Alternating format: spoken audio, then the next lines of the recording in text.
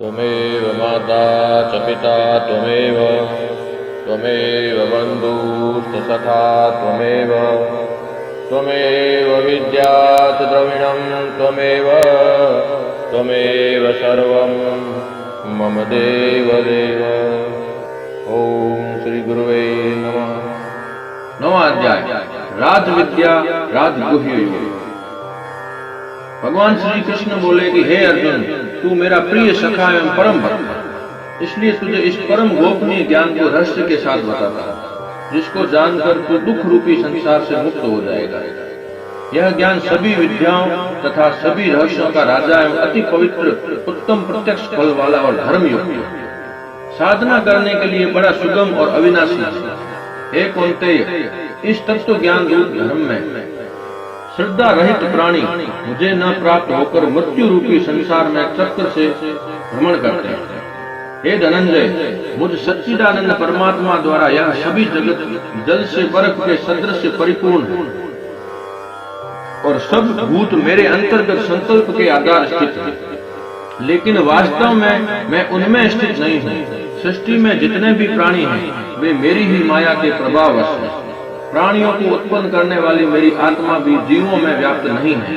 हे कुंती नंदन, जिस प्रकार वायु आकाश में व्याप्त होते हुए भी आकाश का स्पर्श नहीं कर सकती, वैसे ही मैं संकल्प द्वारा सभी प्राणियों में व्याप्त होने पर भी उनसे अलग हूँ। कल्पांत में सृष्टिगत सभी प्राणियों का प्रकृति में विलय हो जाता है और कल्प के आदि में मैं उनको फिर रचता हूँ। त्रिगुणों के अनुसार ही सृष्टि के प्राणी अपने कर्मों में लीन हो जाते हैं। हे धनंजय, इस त्रिगुणमयी सृष्टि में जो भी प्राणी सत्व गुण वाले होते हैं वे उदासीन रहते हैं। ऐसे प्राणी कर्म तो करते हैं लेकिन उन कर्म बंधनों में नहीं बंधते। हे कौन्तेय, मेरी इच्छा होने पर भी प्रकृति सृष्टि की रचना करती है। अतः प्राणी मोह माया के भ्रम जाल में फंसकर जन्म मरण के चक्र में भ्रमण करता रहता है। यह सर्वदा सत्य है कि मैं ही सभी प्राणियों का रचनाकार हूँ।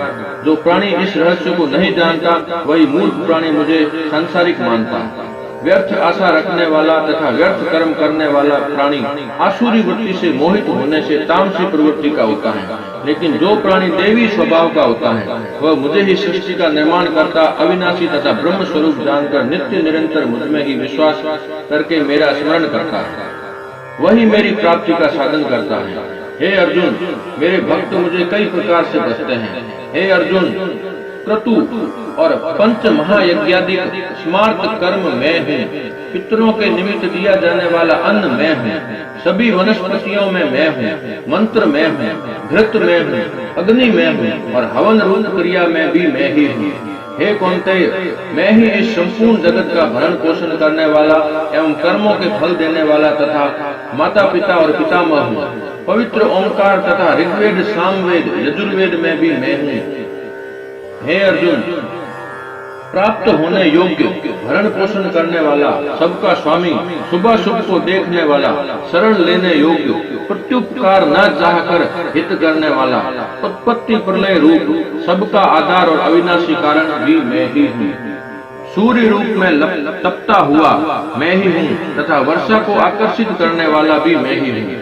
हे कुंती नंदन, अमृत, मृत्यु तथा सत्यासत्य भी मैं ही हूँ। ऋग्वेद, सामवेद तथा यजुर्वेद में सकाम कर्मों के निमित्त जिन जिन विधानों का वर्णन किया गया है उन कर्मों के कर्ता, सोम रस के सेवन करता एवं पापों से पवित्र हुए प्राणी मुझे यज्ञों के द्वारा पूज कर स्वर्ग प्राप्ति चाहते हैं। वे प्राणी अपने पुण्य कर्मों के प्रभाववश इंद्रलोक से लेकर स्वर्ग तक मैं देव तुल्य भोगों को भोगते हैं। जब उनके पुण्य समाप्त हो जाते हैं तब वह पुनः मृत्यु लोक में आ जाते हैं। जो भक्तजन अनन्य भाव से मुझ में स्थित होकर निरंतर मेरा चिंतन करते हुए निष्काम भाव से मुझे भजते हैं, उन्हें योग क्षेम की प्राप्ति में स्वयं करा देता हूँ।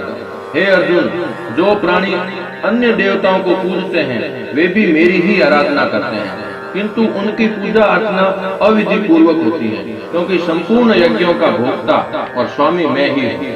परंतु वह अज्ञानवश मुझ अधियज्ञ स्वरूप परमेश्वर को तत्व से नहीं जानता, इसलिए पुनर्जन्म को प्राप्त होते हैं, लेकिन मेरे भक्तों का पुनर्जन्म नहीं होता।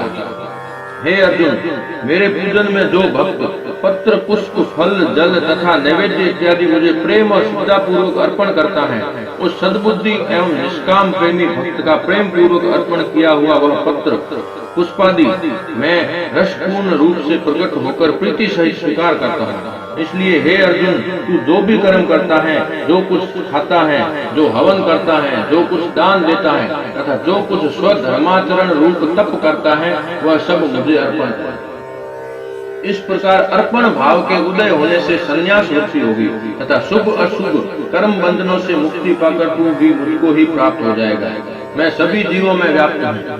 जो मुझे श्रद्धा एवं निष्कपट भाव से भजता है, उसके हृदय में मैं प्रत्यक्ष रूप से विराजमान हूँ। यदि कोई दुर्जन भी मुझे स्मरण करता है तथा नित्य निरंतर मेरे ही ध्यान में मग्न रहता है, तो ऐसे प्राणी को भी सज्जन समझना चाहिए। इसलिए हे धनंजय, तू यह निश्चित जान कि मेरे भक्त का कभी विनाश नहीं होता। हे अर्जुन, मुझे ऐश्वर्यवान, गंभीर तथा बलशाली वासुदेव के प्रति विनय भाव रखते हुए भक्ति पूर्वक साष्टांग दंडवत प्रणाम कर अपने मन को मुझ में लगा।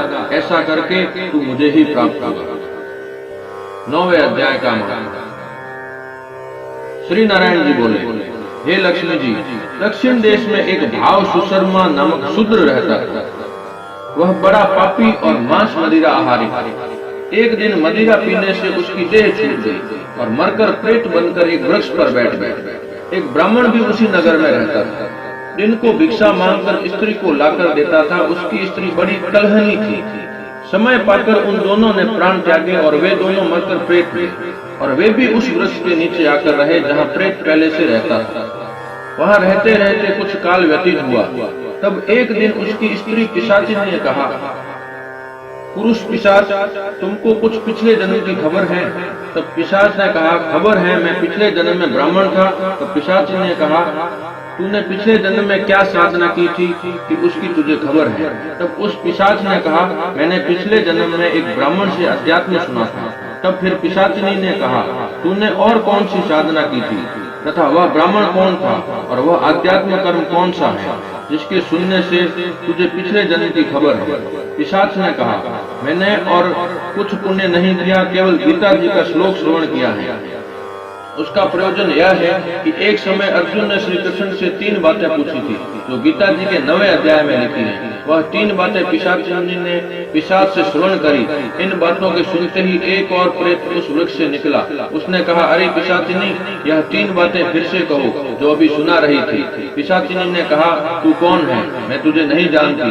मैं अपने पति से पूछती हूँ, वह कर्म कौन था जिससे पिछले जन्म की याद है? तब उसके पति ने पुनः 3 बातें सुनाई, जिनके सुनते ही वे तीनों प्रेत योनि से छूटकर देव देही धारण कर विमानों पर बैठकर वैकुंठ धाम को गए। श्री भगवान जी बोले, हे लक्ष्मी, यह 9वें अध्याय का महत्व है। बोल श्री कृष्ण भगवान की जय।